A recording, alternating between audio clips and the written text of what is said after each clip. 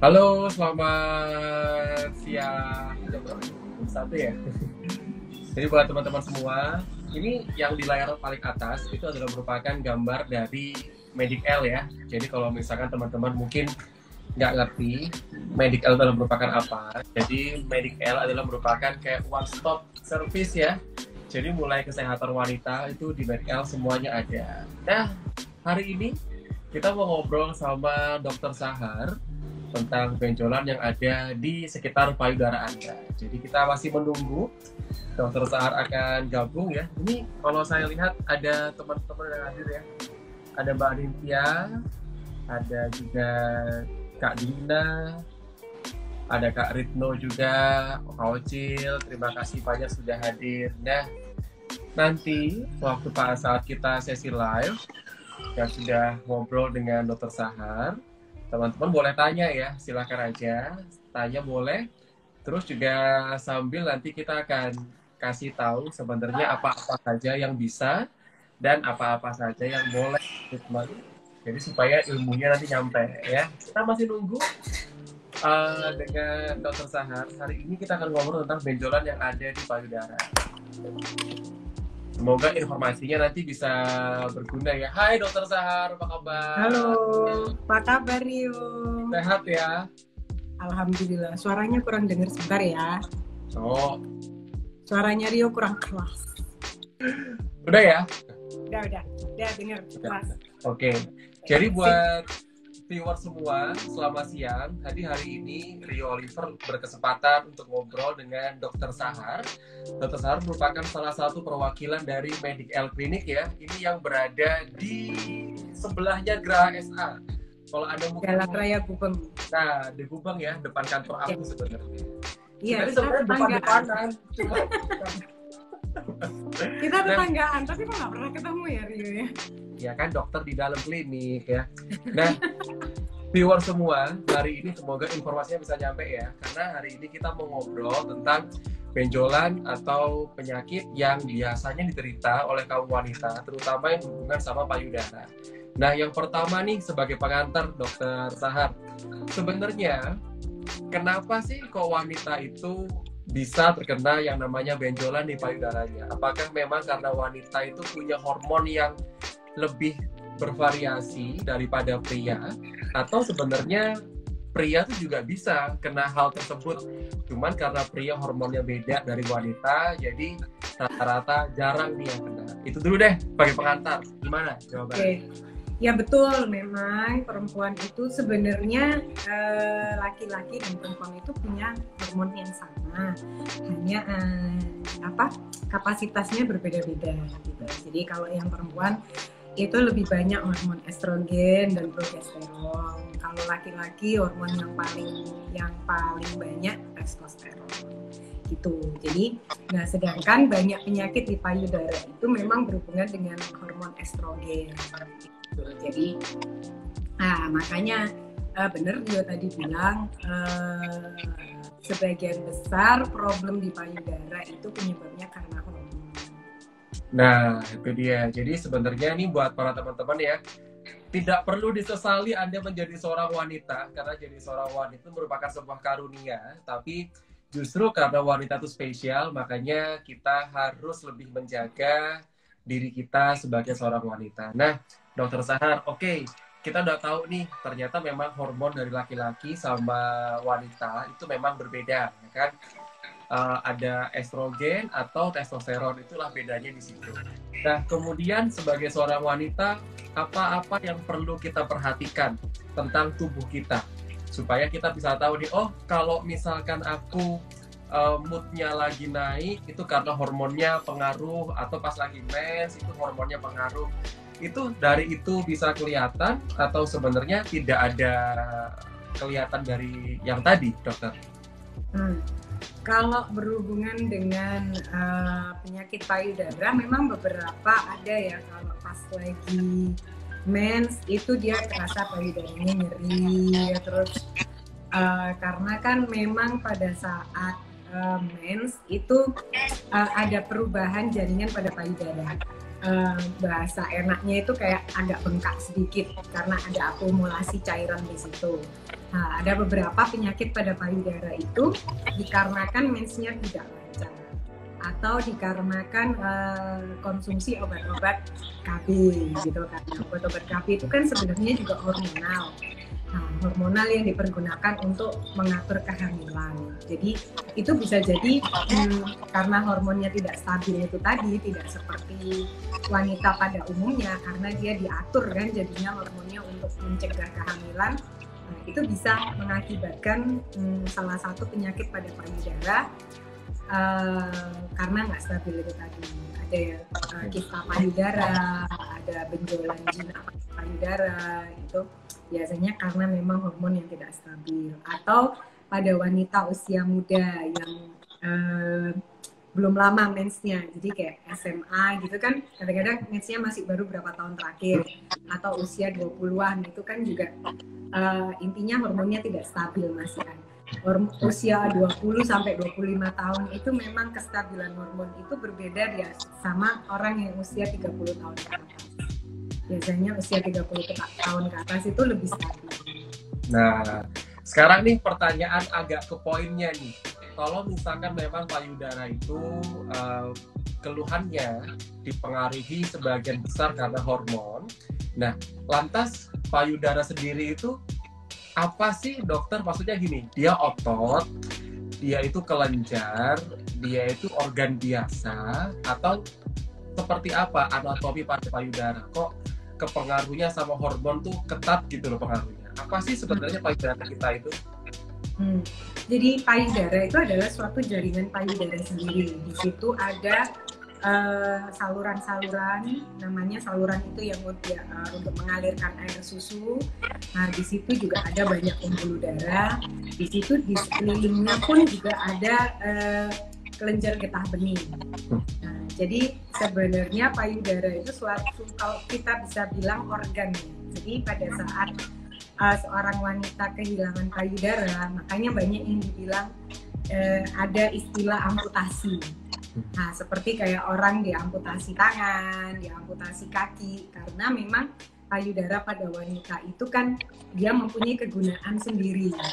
Nah, untuk menyusui, gitu kan. Nah, jadi berbeda memang fungsi payudara pada wanita dan payudara pada pria itu memang berbeda. Nah, kenapa sih payudara wanita sama payudara pria berbeda? Nah, karena ada hormon tadi.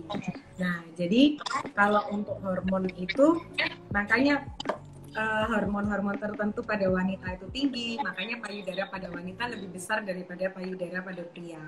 Nah, ada juga hormon-hormon yang memang khusus untuk pada saat dia menyusui aja, hormon itu meningkat untuk dia menyusui. Nah, jadi hormon-hormon itu mulai bereaksi pada saat wanita itu hamil. Nah, jadi pada saat wanita hamil memang selalu ada perubahan anatomi dari payudara. Tak tunjukkan gambarnya ya. Jadi boleh. Di sini, ini kalau kita lihat gambar anatomi payudara, ini itu adalah gambaran kalau ada benjolan jinak di sini. Ini real, ini benjolan jinak. Ini kalau ada gambaran seperti kista. Nah, ini kalau ada yang kita bilang breast cancer. Nah, semua ini adalah jaringan payudara. Ini yang kuning-kuning ini fat, ya, lemak. Ini otot yang merah ini.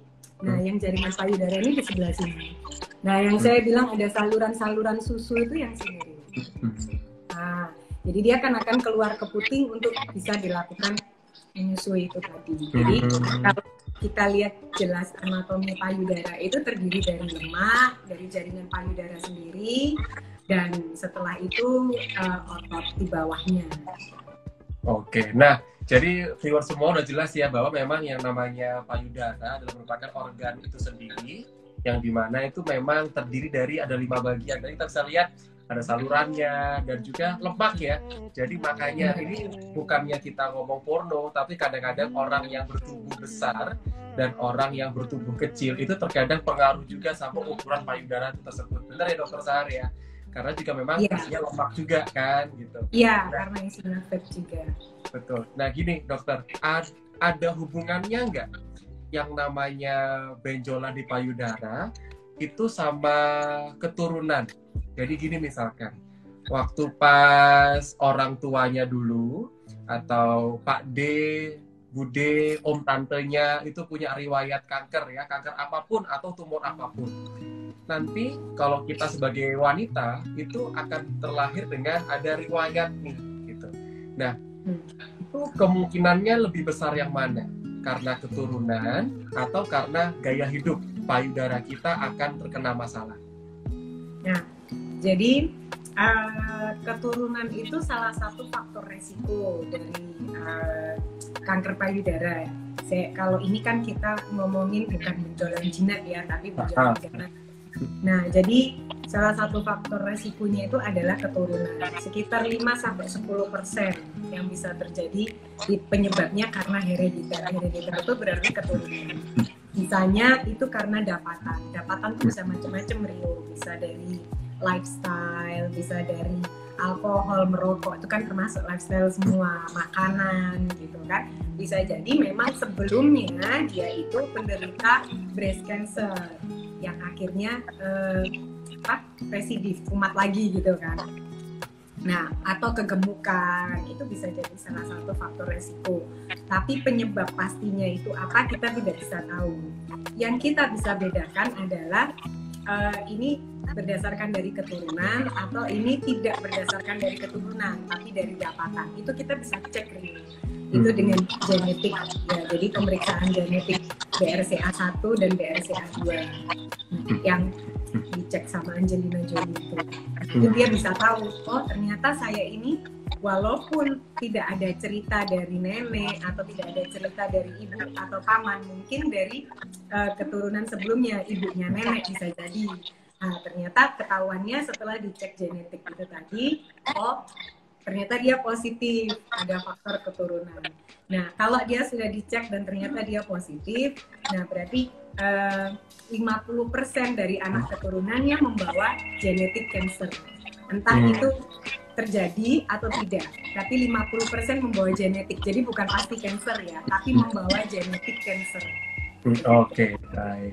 Nah, jadi intinya bahwa kalau misalkan kita tahu jenis penyakit atau yang biasa kita akrab ada kanker atau tumor, itu adalah merupakan beberapa hal yang biasanya kita derita sebagai seorang wanita. Nah, sebelum kita membahas masalah benjolan apa saja atau tumor apa saja, kita pengen tahu dulu nih, misalkan kita sehat, ya kan? Nah, ini yang sering dilupakan sama para wanita. Kalau kalau misalkan kita lari itu kan untuk menjaga stamina, ya kan? Kalau kita senam kegel misalkan, itu kan untuk menjaga otot kewanitaan, ya kan? Tapi untuk menjaga supaya payudara itu sehat, kan nggak ada olahraganya, gitu kan? Apakah ada treatmentnya? Nah, gimana sih caranya, Dokter Sahar? Misalkan tidak ada keluhan nih, sehat, gitu. Terus menjaga payudara supaya tetap sehat, itu apa ya? Aku juga bingung, jadi, mau diapain? Oke, betul. Jadi memang ya, karena penyebab pastinya kita nggak tahu, hanya ada beberapa faktor resiko. Nah, kalau misalnya yang menjadi faktor resiko adalah lifestyle, ya lifestyle-nya dirubah gitu. Jadi lifestyle lebih sehat. Kalau misalnya faktor resiko yang keturunan, kita memang tidak bisa mencegah. Yang bisa kita lakukan adalah pemeriksaan payudara sendiri. Nah, kalau misalnya kita aware sama tubuh kita, kadang misalnya periksa ke dokter, dokter pun akan tanya di sebelah mana sih yang terasa ada benjolan gitu kan. Karena kita aware sama payudara kita. Nah, untuk orang-orang yang memang mempunyai riwayat keturunan breast cancer, alangkah baiknya minimal setahun sekali periksa ke dokter. Selain dia sendiri setiap bulan periksa payudara sendiri, gitu kan. Nah, itu dia setahun sekali periksa ke dokter. Jadi yang bisa kita lakukan adalah deteksi dini. Jadi pencegahan yang fix apa sih, yang gimana cara mencegahnya kita nggak bisa. Kalau lifestyle, makanan, segala macam itu kan nggak cuma untuk breast cancer aja, tapi untuk penyakit-penyakit yang lain yang harus kita lakukan juga sama gitu. Diabetes, kolesterol, problemnya juga dari makanan sama lifestyle, sama aja gitu kan. Jadi menghindari breast cancer dengan menghindari penyakit lain itu sebenarnya sama. Tapi karena kita nggak tahu penyebab fixnya ini apa sih yang bikin penyebab breast cancer itu, nah makanya kita nggak bisa bilang jauhin ini, kita nggak bisa. Berarti mungkin bisa dikatakan bahwa penyebab untuk penyakit payudara itu adalah merupakan karena multifaktorial ya. Jadi banyak sekali faktorial. Jadi akhirnya yang bisa kita lakukan sebagai seorang wanita adalah kita tidak bisa untuk mencegah terjadinya penyakit, tapi kita bisa untuk mendeteksi lebih dini kalau terjadi penyakit gitu ya. Jadi setahun sekali nih buat para viewers sebagai seorang wanita kudu aware. Paling nggak kan sudah ada kampanyenya Sadari kan setiap kali habis mandi dan sebagainya kayak gitu ya. Nah di Instagram kita juga ada kok kampanyenya. Betul. Ada semua. Nah Dokter Sahar, terus gini deh, kita kepengen membahas penyakit atau benjolan pada payudara, mulai yang paling kecil atau paling ringan dulu. Itu biasanya apa? Selain kutil sama jerawat ya? Kutil sama jerawat itu nggak saya masukkan benjolan pada payudara. Iya. Karena kutil sama jerawat itu nanti saya dimarahin sama dokter spesialis kulit kelamin. Apa yang paling ringan apa? Yang paling ringan seperti yang tadi saya tunjukin ya. Jadi ada kista pada payudara, ada benjolan jinak pada. Jadi benjolan itu dibagi dua. Dia ada benjolan jinak, ada benjolan ganas. Kita nggak ngomongin yang ganas ya Rio, kita ngomongin yang jinak dulu. Nah, yang benjolan jinak itu pun bermacam-macam. Ada kista pada payudara, ada fibroadenoma namanya, dan ada kayak benjolan seperti kalau orang bilang karena habis menyusui tapi tidak tersusukan, jadi dia seperti statis gitu ya. Nah, itu semuanya benjolan. Ya, itu semuanya benjolan jinak. Terapinya pun berbeda. Tiap benjolan jinak ini terapinya berbeda. Tidak semuanya sama gitu kan. Kayak kista payudara itu biasanya kita tidak lakukan tindakan apa-apa kecuali kistanya itu besar banget dan mengganggu sekali. Baru kita lakukan tindakan. Apabila kistanya itu tidak begitu besar, ukurannya kecil dan tidak begitu mengganggu, biasanya kita terapi dengan antioksidan itu membaik. Nah, dan kita cari juga penyebabnya. Apakah penyebabnya itu karena hormon yang tidak stabil? Ya, misalnya kalau hormon yang tidak stabil karena usia, nah kita memang tidak bisa lakukan apa-apa. Dalam berjalannya waktu dia akan stabil sendiri. Tapi kalau hormon yang itu tidak stabil dikarenakan kayak misalnya minum obat hormon atau KB, atau misalnya nggak KB, nggak minum obat hormon, tapi memang dia punya problem hormonnya nggak stabil, itu pasti akan saya konsultasikan ke dokter lain untuk menstabilkan hormonnya. Karena percuma juga kan, kalau penyebabnya tidak saya obatin kistanya juga kayaknya nanti juga bakal ada lagi. Benar. Nah, yang kedua kita ada benjolan jinak namanya fibroadenoma. Fibroadenoma ini banyak diderita pada wanita muda usia antara sekitar 17 tahun sampai 25 tahun. Tapi usia di atas itu juga banyak gitu. Maksudnya cuman yang paling banyak itu antara 17 sampai 25 tahun. Nah, itu problemnya juga hormonal gitu. Tapi jadi dia ada yang mulai dari kecil banget yang ukurannya mungkin setengah sentian sampai ada yang besar sekali. Dan benjolan jinak fibroadenoma ini jika dibiarkan memang dia bisa besar, cuman lama waktunya, bertahun-tahun gitu. Jadi baru dia bisa besar. Kalau yang kecil sekali kadang pada saat dia hormonnya sudah stabil dia bisa dilakukan sendiri. Nah, biasanya kalau yang kecil-kecil kita tidak terapi. Tapi kalau yang besar, ya misalnya ukuran 1 cm ke atas, itu biasanya kita terapi dengan pembedahan. Nah, kenapa sih, wong ini jinak aja kok dok, kenapa sih kok harus terapi? Pasti pertanyaannya mereka seperti itu. Dan katanya dokter kan lama besarnya, biarin aja gitu. Nah ternyata setelah ada penelitian, sekitar hampir 4%-an lah, itu dia bisa mengakibatkan keganasan. Jadi nggak banyak sih, sedikit. Saya sendiri jarang ketemu yang dia menjadi keganasan, saya jarang ketemu. Cuman bisa. Gitu. kan. Nah, yang kedua, benjolan fibroadenoma ini dia mirip banget dengan benjolan jenis lain yang juga jinak, tapi dia membesarnya cepat. Gitu. Nah, pada saat sama-sama kecil, waktu kita biopsi itu gambarannya tampak sama. Nah, tapi Pak, yang satu membesarnya lama, yang satu membesarnya secara cepat. Nah, yang pembesaran secara cepat ini, yang sebenarnya dia memang jinak, tapi karena dia besarnya cepat dan besar sekali, dia mengganggu jaringan payudara di sekitarnya. Nah, untuk terapinya pun kita tidak bisa hanya ambil benjolannya aja terkadang, ya, untuk yang benjolan yang cepat besar ini gitu. Kita bilangnya phylloides tumor. Nah, phylloides tumor ini dia tingkat aktivitasnya itu berbeda. Memang awalnya lambat, tapi dalam waktu beberapa bulan terakhir dia bisa cepat banget. Nah, daripada terjadi yang seperti itu, nah lebih baik masih kecil kita ambil. Gitu. Nah, jadi buat para viewers ya yang tadi sudah dengerin penjelasannya, beberapa yang mulai ringan sampai yang agak sedegan. Kalau misalkan mau bertanya boleh, silakan aja, soalnya kan ada hadiah ya dari teman-teman Medical Clinic. Jadi kalau punya pertanyaan atau apa jangan disimpan, jadi boleh sharing aja. Nah, ini juga menarik, tadi waktu pas di awal Dokter Sar mengatakan ada hubungannya juga sama ibu menyusui kan. Jadi gini, ada kasus yang beberapa waktu lalu sempat terjadi di media sosial ceritanya. Ada yang bilang kalau misalkan seorang ibu yang menyusui, dia harus selalu memberikan ASI-nya. Kalau misalkan anaknya tidak minum ASI, paling tidak harus selalu dipompa supaya ASI tetap keluar terus. Yang terjadi adalah si ibu ini sering banget keluar kota. Sehingga waktu pas si ibu ini keluar kota, si ibu ini tidak melakukan pompa ASI gitu. Nah, ternyata selang beberapa tahun kemudian si ibu ini timbul ada benjolan yang ketika diperiksa itu ternyata adalah merupakan gara-gara tidak pernah memompa air susu secara rutin. Itu mitos atau fakta sih? Itu beneran nggak?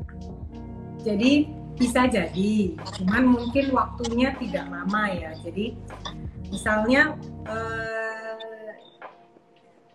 ASI itu tidak hanya dirangsang oleh pompa, tidak hanya dirangsang oleh, jadi disusukan ke lidah bayi itu pun merangsang ASI, ya kan?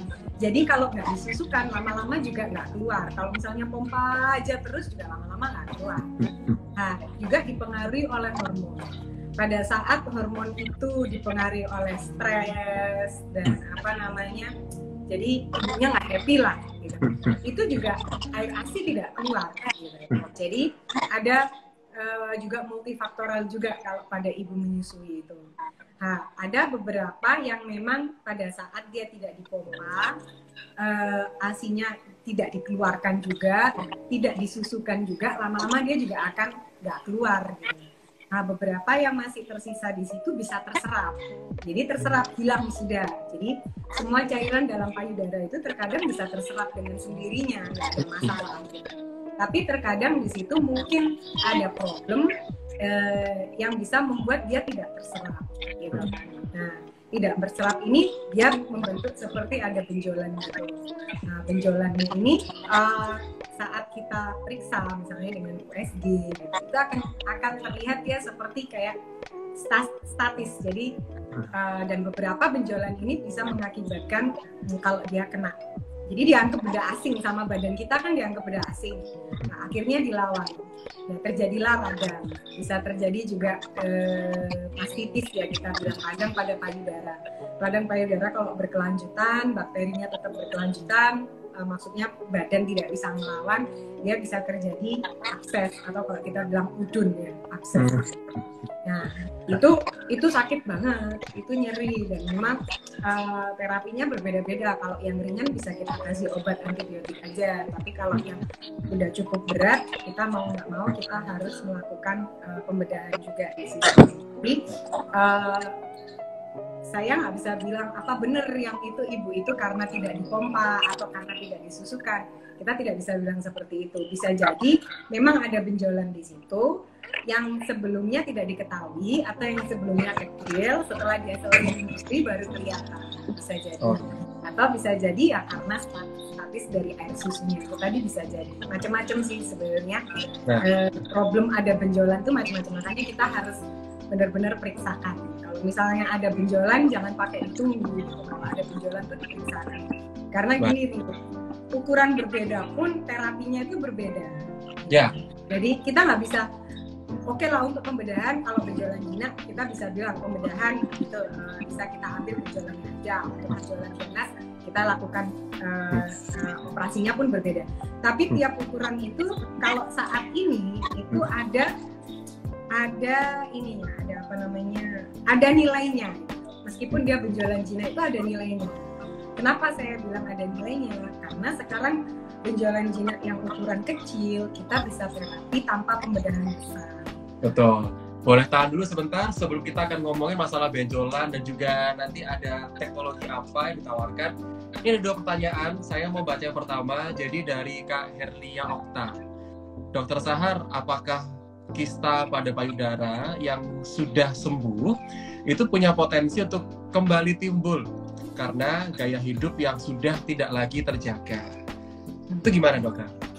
Jadi semua benjolan di payudara itu bisa timbul lagi, walaupun mungkin tidak di tempat yang sama. Ya, kalau kita ngomongin benjolan jinak, itu bisa keluar lagi, tapi mungkin tidak di tempat yang sama, di posisi yang mungkin di payudara yang sama, tapi tidak di bagian yang sama. Tapi kalau benjolan ganas bisa timbul lagi di tempat yang sama. Gitu. Jadi semua masih bisa, keluar lagi masih bisa, tergantung dari yaitu tadi. Kalau misalnya dia penyebabnya hormonal, kalau hormonnya masih nggak stabil ya bisa keluar lagi. Kalau penyebabnya seperti bisa juga karena trauma ya, ini ya, kayak misalnya ketendang, kejedot atau kena apa, itu bisa mengakibatkan benjolan juga. Kalau misalnya problemnya itu ya bisa timbul lagi. Jadi benjolan di payudara itu pasti masih bisa timbul lagi. Cuman berarti yang paling penting kita kudu jaga lifestyle-nya ya, sama gaya hidup sehatnya ya. Betul. Yang selanjutnya, ini saya akan baca 3, habis gitu nanti kita akan coba kembali lanjut ya. Ini yang kedua, mohon izin dokter mau tanya, kakak saya itu terasa nodul saat palpasi. Sudah dilakukan ultrasound juga, plus disarankan untuk mamografi. Namun waktu pas mamografi itu ditolak oleh teman-teman radiologi karena umurnya kurang dari 35 tahun. Lalu apa yang harus kakak saya perbuat atau lakukan? Gimana dok? Sebenarnya nggak ada ya pantangan mamografi di bawah usia 35 tahun itu nggak ada. Jadi kalau kita karena gini Rio, mungkin seperti ini. Jadi tingkat kepadatan payudara usia di bawah 30 tahun itu memang berbeda dengan usia di atas 35 tahun. Ya, jadi dimana kalau tingkat kepadatannya berbeda, semakin padat payudara itu semakin sulit untuk dilihat dengan mamografi.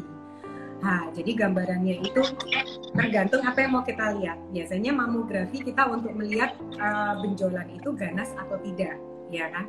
Nah, untuk melihat benjolan itu ganas, kita membutuhkan gambaran seperti titik-titik putih. Nah, titik-titik putih itu akan sulit dilihat kalau payudaranya padat. Jadi gambaran payudara padat itu seperti putih semuanya begitu. Nah, apabila sulit untuk dilihat, memang mamografi jadi tidak ada gunanya atau tingkat sensitivitasnya berkurang. Nah, jadi dokter radiologi susah membaca. Tapi apakah tidak boleh? Belum tentu, karena yang usia 30 tahun aja atau sebelum 30 tahun aja yang payudaranya tidak sepadat itu pun ada. Jadi gimana sih payudara padat itu? Seperti yang saya tunjukkan ini ya. Jadi payudara padat itu jika yang agak-agak pink ini itu lebih banyak daripada fatnya. Gitu. Jadi payudara yang padat ini lebih banyak dari fatnya. Nah, payudara yang tidak begitu padat, seperti yang kita bilang bench breast, itu fatnya lebih banyak daripada jaringan payudaranya. Nah, jaringan payudara yang padat ini memang mengaburkan gambaran mamografi. Tapi kalau saat ini saya akan sarankan usia 30 tahun pun sudah boleh mamografi. Tergantung memang kalau ya, soalnya. Ya, karena banyak sudah ada usia 25 tahun yang ada breast cancer itu sudah ada gitu, dan banyak gitu kan.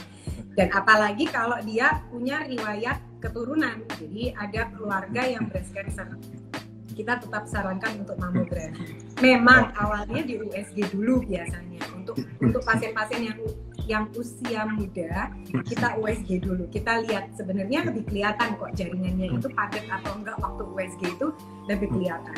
Nah, kalau misalnya kita membutuhkan informasi lebih untuk benjolan tersebut, nah, kita lakukan mamografi, nggak ada masalah. Okay. Apalagi kalau misalnya mamografinya itu sudah teknologi yang digital atau digital dengan 3D seperti di tempat kita Rio sudah ada. Right. Itu lebih gampang mendeteksi payudara yang padat karena kita bisa motong lapis per lapis seperti CT scan gitu. Jadi intinya buat kakaknya nanti boleh dicoba aja untuk mampir ke Medical, nanti akan ada treatmentnya. Jadi pertama biasanya di USG dulu untuk melihat, setelah itu nanti baru seperti apa kelanjutannya. Jadi jangan tunggu sampai umur 35 ya kakaknya ya. Nah, langsung aja. Siapa tahu, takutnya benjolannya itu ternyata benjolan ganas. Gitu. Ada beberapa benjolan ganas yang di USG tampak seperti Gina. Oke. Nah, sekarang kita mau baca satu pertanyaan yang juga sekaligus kita masuk ke topik kita untuk hari ini, yaitu adalah benjolan pada payudara. Nih, pertanyaannya adalah, dokter, benjolan di dada kanan itu saya sudah alami sudah 2 minggu ini, terasa membesar. Sebelumnya benjolannya kecil dan nggak sakit. Sekarang kulitnya memerah. Itu pertanyaannya. Sambil ditambahi juga, benjolan yang berbahaya itu apakah yang ketika disentuh dia jalan-jalan atau dia yang ngiket di otot? Nah, dijelaskan dulu, dokter. Nanti setelah dijelaskan kita bisa masuk ke topik kita untuk apakah perlu dibedah atau tidak. Oke. Jadi biasanya benjolan nyeri dan kulitnya ada kemerahan itu berarti dia ada reaksi radang. Nah, reaksi apalagi dalam waktu yang dekat ya, seminggu, 2 minggu, berapa hari. Ini 2 minggu dia 2 minggu. Ditambah biasanya kalau yang udah kemerahan itu dia ada kayak nggak selalu demam tinggi ya, tapi kayak sumer-sumer gitu, meriang-meriang gitu kan. Nah, itu biasanya memang dia radang. Penyebabnya macam-macam. Ada radang karena kulit, jadi kulitnya itu gampang kegeser-geser atau gimana gitu kan. Nah, akhirnya dia infeksi sampai ke dalam. Karena kan permukaan kulit itu sebenarnya ada bakterinya juga. Nah, yang kedua bisa jadi dari dalam. Misalnya ada trauma misalnya ke pencet atau pokoknya kena sesuatu lah, trauma di situ. Nah, dia bikin reaksi, badan tuh akan bikin reaksi apabila di situ ada trauma. Nah, dia bisa jadi radang, imunnya jadi bagus dan selesai sembuh. Bisa yang ternyata imunnya dia lagi ngedrop, radangnya semakin parah, akhirnya jadi abses. Nah, itu bisa jadi. Nah, terapinya juga macam-macam. Kalau masih awal biasanya kita terapi dengan antibiotik dan obat nyeri dan obat anti radang. Nah, tapi kalau yang sudah parah misalnya harus kita keluarkan nanahnya dan sudah terjadi nanah, tidak radang aja. Nah, itu akan tidak banyak, antibiotik tidak banyak membantu lah intinya. Nah, itu baru kita lakukan tindakan. Jadi saran saya ya diperiksakan aja. Terus benjolan yang berbahaya itu yang dia bisa muter-muter gitu kan? Jadi, atau kalau yang dia ngikat, yang bahaya yang mana? Kalau benjolan bisa jalan-jalan, dia tidak membesar dalam waktu. Jadi dalam jangka waktu berapa bulan dia tidak cepat membesar. Terus jalan-jalannya itu dalam artian tidak lengket ke kulit dan tidak lengket ke dasar. Ya, nah itu biasanya benjolan jinak Rio. Justru benjolan yang lengket ya, maupun lengket ke kulit maupun lengket ke dasar. Jadi kalau diraba itu dia seperti kayak, kalau yang jinak itu seperti kayak bola bekel gitu loh, tapi kan jalan-jalan sendiri atau kayak kelereng gitu kan, jalan-jalan sendiri. Tapi kalau yang ganas itu biasanya dia lengket gitu, dan ada kalau misalnya dia lengket ke kulit, dia ada perubahan permukaan kulit. Jadi kayak ada dimple gitu ya, ada dekoknya gitu kan. Nah ya, atau ada pori-porinya membesar gitu. Jadi pori-porinya kelihatan besar-besar seperti kulit jeruk gitu. Itu biasanya keganasan. Atau kalau yang deket dengan puting benjolannya, dia kadang keluar cairan darah atau cairan kecoklatan dari putingnya. Jadi intinya kalau misalkan bertanya kalau benjolannya itu dia bisa bergeser, itu biasanya rata-rata jinak ya, pemirsa di rumah ya, viewers ya. Kalau yang ngikat itu biasa berarti dia udah ada jaringan yang ngikat, jadi nempel. Nah, untuk pertanyaan yang masuk, saya akan tahan sebentar. Saya mau kasih kesempatan buat Dokter Sahat untuk menjelaskan. Ini di Medical Clinic sekarang itu ada sebuah teknologi terbaru atau treatment terbaru. Jadi di mana tidak perlu dilakukan pembedahan. Jadi cukup dilakukan sebuah metode yang ringan, tapi ini bisa untuk membuat penyakitnya ini hilang gitu ya. Nah, kita pengen tahu ini sebenarnya kalau tanpa dibedah, apa yang bisa dilakukan? Apakah cuma benjolan yang seperti apa yang bisa diterima di metode yang tadi, Dokter Sahat? Jadi sebenarnya alat ini itu dulu diciptakan untuk biopsi. Jadi biopsi dengan mengambil jaringan lebih besar. Jadi alat biopsi itu macam-macam, Rio. Jadi biopsi itu ada yang dengan jarum yang kecil banget. Nah, itu namanya kita bilang FNAB, fine needle biopsy. Ada juga biopsi dengan jarum yang agak lebih besar dikit. Tujuannya apa? Jadi biopsi dengan jarum yang kecil itu biasanya memberikan informasi yang kurang, ya kan? Karena saking sedikitnya jaringannya diambil. Akhirnya adalah teknologi yang lebih baru lagi dengan agak lebih besar. Nah, setelah itu diciptakan lagi dengan jarum yang lebih besar lagi. Tujuannya untuk bisa benjolan yang kecil-kecil biar bisa diambil juga oleh jarum ini, gitu kan? Nah, jadi karena ini awalnya dipakai untuk biopsi, akhirnya kita itu berpikir, bukan kita ya, dokter-dokter bedah itu berpikir, wah ini bisa lah dipakai untuk benjolan jinak.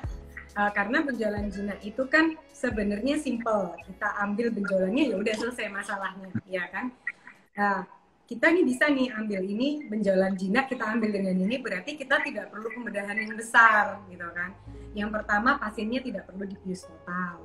Yang kedua, luka sayatannya pun kecil banget, hanya sebesar jarumnya. Yang ketiga, tidak perlu dilakukan, pasiennya nggak perlu stay di rumah sakit, nggak perlu. Jadi tindakan selesai udah selesai gitu, karena pembiusannya pembiusan lokal. Yang keempat, dengan sendirinya jaringan yang, jadi begini, pada saat kita melakukan pembedahan itu ada jaringan yang kita potong, ya kan? Walaupun nanti terjadi penyembuhan, tapi tetap penyembuhan itu tidak akan berbeda dengan jaringan yang masih murni, gitu kan? Masih yang asli, masih virgin lah ya. Itu memang beda, gitu. Mau nggak mau kita harus bisa menerima seperti itu. Jadi pembedahan itu pasti ada jaringan yang kita bilang jaringan fibrotik. Dengan sendirinya jaringan fibrotiknya pun akan lebih sedikit, gitu kan? Karena kita insisinya kecil. Yang keempat apa kelima ya? Keempat. Yang keempat adalah jaringan fibrotik ini tadi, bila di suatu saat, misalnya ada pasien nih, ada keluhan benjolan jinak. Kecil dia udah diambil nih ya, dioperasi diambil. Dengan berjalannya waktu ya, ternyata dia ada keluhan benjolan lagi gitu. Nah, terus atau dia nggak ada keluhan lah, tapi dia screening. Aku screening dengan mamografi karena usiaku sudah check up. Jaringan fibrotik itu nanti pada mamografi itu gambarnya bisa mengacaukan, tampak seperti keganasan. Nah, jadi semakin besar jaringan fibrotik, semakin mengacaukan gambaran mamografi. Padahal belum tentu itu ganas ya. Padahal belum tentu itu ganas. Jadi Walaupun jarang sih Rio, dan dokter radiologi sekarang itu sudah canggih-canggih gitu. Mereka bisa lah kalau udah sering baca gitu kan, mereka udah canggih banget. Udah bisa lihat, oh enggak, oh ini bukan ganas nih, ini jaringan fibrotik aja. Tapi jaringan fibrotik itu apabila di baliknya jaringan fibrotik itu ternyata ada keganasan, nah dia bisa tertutupi juga gitu. Jadi kayak nipu gitu loh Rio. Nah, itu kita bisa hindari dengan cara minimal invasif ini tadi. Minimal invasif ini kita ambil benjolannya dengan alat tersebut, jadi dengan jarum sampai benjolan itu bersih dengan lokal anestesi. Tingkat nyerinya pun karena dengan lokal anestesi ya nyerinya pada saat disuntik aja, selesai ya udah selesai gitu. Jadi tingkat nyerinya itu lebih minimal karena ya sayatannya lebih kecil gitu. Jadi nah, dan bisa aktivitas normal setelah dilakukan tindakan. Dokter, tindakan yang tadi dokter ceritakan itu untuk yang FAM juga, kista juga, atau benjolan yang maksimal kayak gimana? Oke. Jadi untuk benjolan-benjolan ini masih kita batasi dengan benjolan jinak atau benjolan yang kita lihat itu jinak tapi curiga ada sesuatu karena bentuknya itu tidak seperti benjolan jinak pada umumnya apabila kita USG. Nah, tujuannya apa? Kalau kita ambil dengan alat ini ya, kalau ternyata hasil patologinya ternyata dia jinak, kita tidak perlu masuk ke kamar operasi, ya kan? Tapi kalau ternyata hasilnya ganas, baru kita masuk ke kamar operasi. Dan di situ kita kasih marker, jadi kita kasih penanda. Oh ini di sini tempat benjolan yang pernah saya ambil dengan alat biopsi itu tadi gitu kan. Nah, tapi kalau benjolan jinak kan udah selesai. Untuk benjolan yang kita sudah yakin itu ganas, kita masih tidak lakukan dulu dengan alat ini. Kenapa? Karena meskipun kita bisa marker tempatnya di mana, tapi kita tidak punya marker yang bisa mengelilingi benjolan yang udah kita ambil. Karena apa Rio? Benjolan ganas itu walaupun ada beberapa yang ukurannya kecil yang kita bisa ambil benjolannya aja, nah tapi kita harus memastikan di sekitarnya itu benar-benar bersih. Aman, safe ya. Nah, jadi benar-benar bersih. Biasanya waktu operasi itu kita waktu ambil benjolan ganas ya ini, nah itu kita cekkan ke dokter patologi. Jadi dokter patologinya tuh standby di situ, langsung ngecek. Oh dokter Sahar ini bersih dan sekitarnya juga bersih, dokter Sahar boleh tutup operasinya selesai. Tapi kalau ternyata dia bilang, dokter Sahar ini samping-sampingnya masih ada loh ini keganasannya, tolong diambil lagi sedikit. Nah, itu akan saya lanjutkan untuk diambil lagi sedikit. Jadi itulah complicatednya untuk benjolan ganas. Jadi kita memutuskan untuk alat ini kita tidak lakukan ke pasien yang sudah pasti ganas. Nah, tapi untuk pasien yang masih ragu-ragu bisa kita lakukan. Tujuannya untuk apa? Menghindari dia masuk kamar operasi kalau itu memang jinak, ya kan? Jadi sistemnya sama seperti biopsi, tapi kita ambil secara bersih, gitu kan? Jadi double tindakan lah ya, satu pukul dua nyawa. Jadi intinya bahwa tindakan ini itu gunanya untuk membuat pasien supaya tidak kerja dua kali. Karena kadang-kadang kalau misalkan kita kerja dua kali, malah ongkosnya lebih tinggi, waktunya lebih banyak. Tapi dengan tindakan yang simple ini tadi, kita bisa menghemat semuanya. Hemat waktu, hemat biaya juga, sama hemat tindakan. Betul, dan biasanya pasien-pasien itu rata-rata, itu kalau kita suruh operasi benjolan jinak, mereka itu kabur. Nah, jadi alah jinak aja loh, ya sudah, ditunggu berapa lama kan juga nggak masalah, nggak akan jadi keganasan. Mereka kabur karena apa? Takut masuk kamar operasi, takut dibius. Emang iya sih Rio, saya sendiri udah pernah ngerasain di operasi, masuk kamar operasi itu memang horor gitu. Kalau jadi operatornya sih seneng, tapi kalau jadi pasiennya horor banget gitu kan. Cuman untuk apa namanya, untuk ketakutan itu kita bisa atasin gitu kan. Dan yang saat ini paling kita concern untuk ke rumah sakit itu adalah kita sekarang lagi menghadapi pandemi, ya kan. Jadi banyak pasien-pasien itu menghindari rumah sakit. Mereka lebih nyaman jika dilakukan tindakan di klinik. Kenapa sih? Karena di klinik ini kan spesifik ya Rio. Meskipun kita nggak tahu ya pasien itu datang dia membawa COVID atau tidak, kita nggak tahu. Tapi kita kan seleksi semaksimal mungkin yang pertama. Yang kedua, pasti nanti ada pengecekan untuk rapid test sebelum masuk ke ruang tindakan. Yang ketiga, pasiennya nggak banyak gitu loh. Jadi resiko untuk terpapar itu jauh lebih sedikit dibandingkan ke rumah sakit, karena rumah sakit kan pasiennya banyak dan macam-macam gitu kan. Nah, jadi kalau untuk saat ini, pada saat pandemi ini tuh membawa lebih banyak kenyamanan lah ya. Tapi ada beberapa pasien itu yang juga takut Rio, takut untuk dibius lokal. Nanti saya tahu dong waktu dokter melakukan tindakan, saya tahu dong. Terus saya denger dong dokter ngapain aja, saya denger. Malah pengennya dibius total ya, pengennya dibius total. Tidak, saya tidak menutup kemungkinan untuk pasien yang memang memaksa dibius total. Tapi sebenarnya ada kesulitan sendiri untuk saya, karena kalau dibius total itu kan harus ke rumah sakit ya Rio ya. Nah, dengan sendirinya saya juga harus membawa alat saya, mobilitas ke rumah sakit gitu. Jadi akan lebih sulit gitu. Kalaupun memang mau ada bius total, biasanya saya gabungin pasiennya 2-3 pasien sekalian, biar saya nggak bawa alat itu ke tempat lain. Sebenarnya alat yang mirip alat saya ini yang lebih mobile ada, tapi saya tunggu dulu pasiennya. Kalau memang banyak banget, baru saya beli alat baru lagi.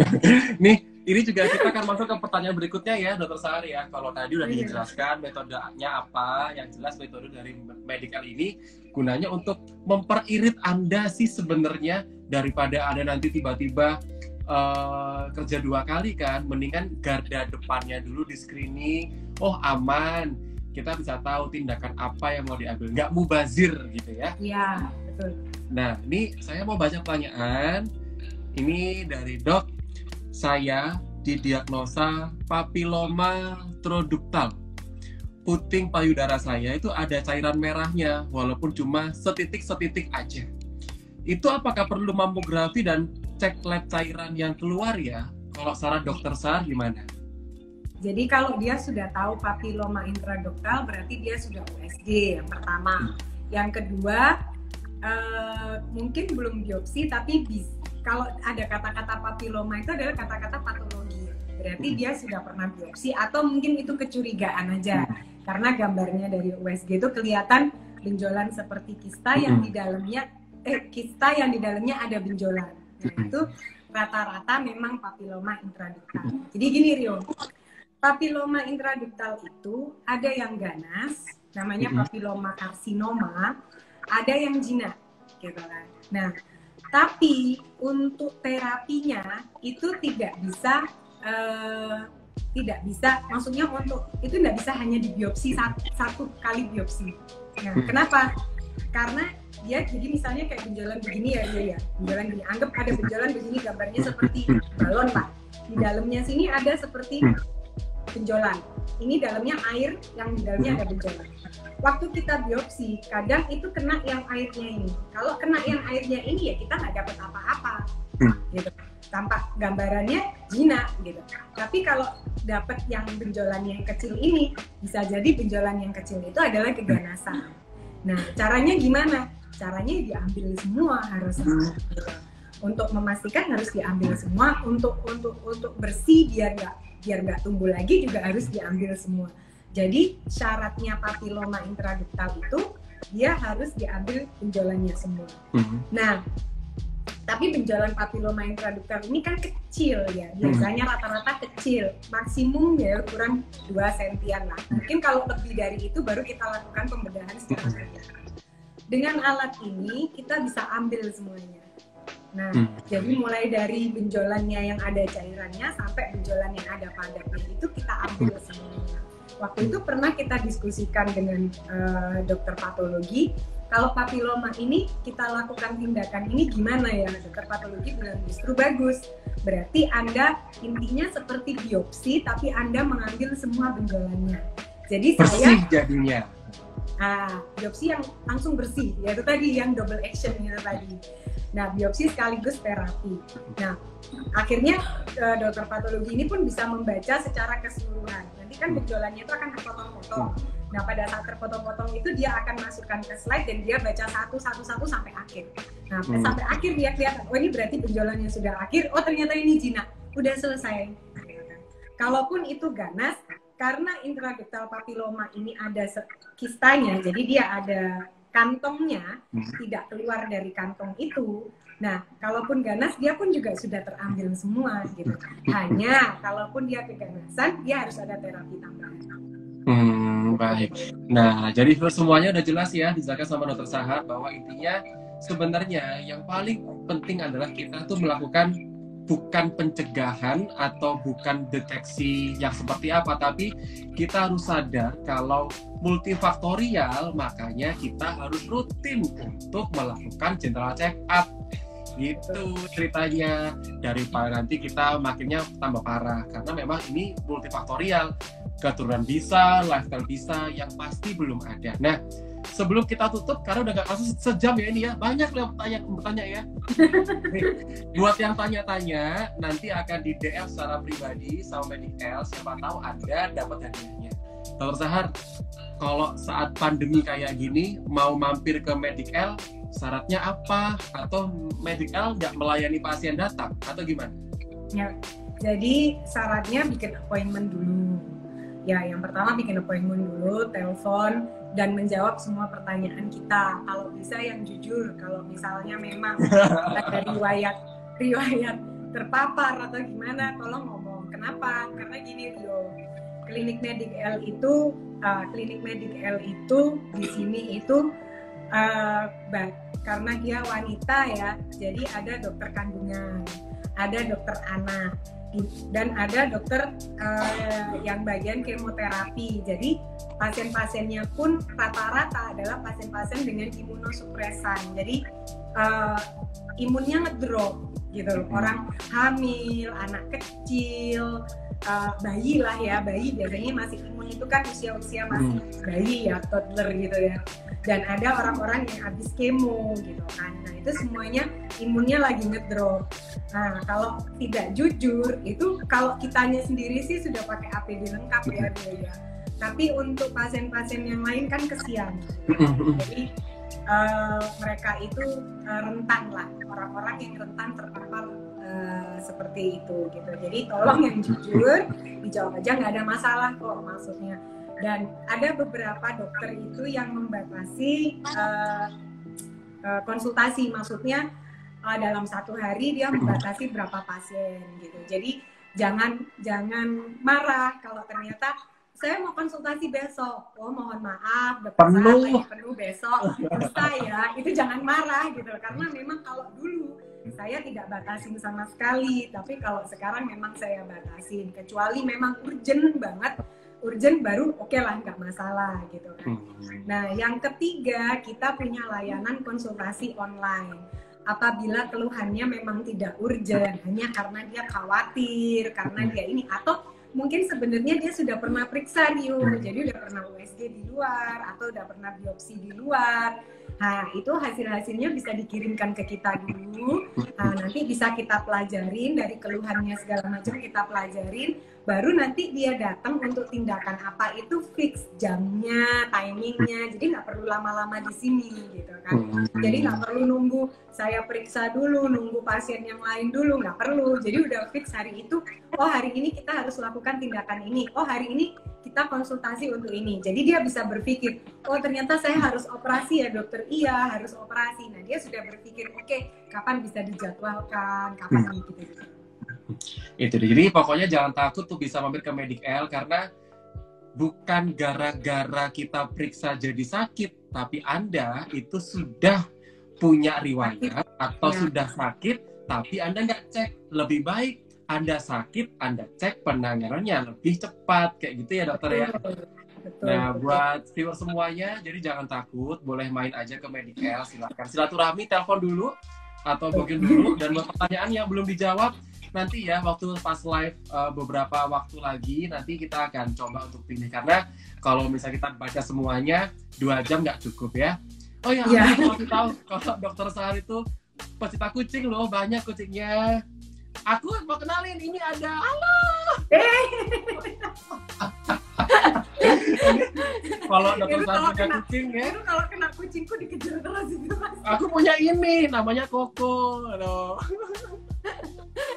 Sayang aku lagi nggak di rumah. Kalau lagi di rumah aku tunjukin kucingku. Aduh. Kamu kalau ada Dokter Sahar hati-hati ya kok. Soalnya kamu pasti akan kena sama kucingnya Dokter Sahar. Ngeong kamu nanti ya. Dokter, makasih banyak ya. Sama-sama, makasih Rio. Yang menang di DM sama Medic Elf, viewer Ya. semua. Nanti ini hasil rekaman IG-nya itu bisa di-save, nanti di-share. Jadi buat ya kalau pas nganggur-nganggur, tadi skip lihatnya nggak dari awal, boleh dilihat Bisa lagi. diulang lagi. Betul sekali. Makasih Dokter Sahar ya. Dadah. Makasih Rio, dadah.